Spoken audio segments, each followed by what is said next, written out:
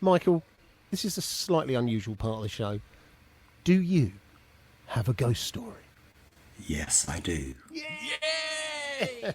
And it's the way he replied to that Nice. as well. Yeah, nice. Very nice. Yes, I do. Michael, fire away. Before I moved back to England, I was living in Paris for 6 years, and I have a friend there called Zigan, who is quite posh, and she was getting married, and she invited me to her wedding, which was up in Normandy. Mm-hmm. So I managed to hitch a lift up there because it was in the back of anywhere. You couldn't even get a train there. So I think I got a train halfway, and then I was met by the vicar who was going to marry her, and he drove me to her house, which turned out to be a chateau. Her family have lived in this chateau for thousands of years. Oh man!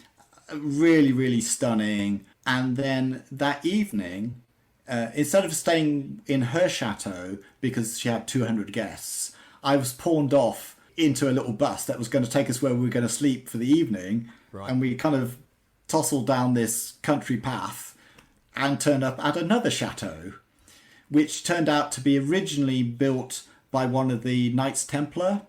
Double doors on the front, and you've got the giant hallway and 40-foot tapestries all down the hallway, up the staircases into the great hall, and it told the story of the family. Anyway, I go up to bed, and they show me into this room, which is this giant stone room, sat there on my four-poster bed that had tapestries around it, so you kind of pull the tapestries around yourself because there was no heating in those days. But I literally got into bed and I kind of pull these tapestries around me and kind of lay there in bed, kind of staring up at the canopy above me, and slowly kind of dozed off to sleep. And then I was awoken by a sound. Louis the 16th. It felt like there was a hand moving the tapestries, so it was kind of fluttering. It was kind of really weird. I was just kind of like staring at this, and I was like, am I awake, am I asleep? I couldn't really tell. Shuddered in bed, and then it just kind of stopped, and then you kind of open the curtains and you're looking around the room thinking, what was that?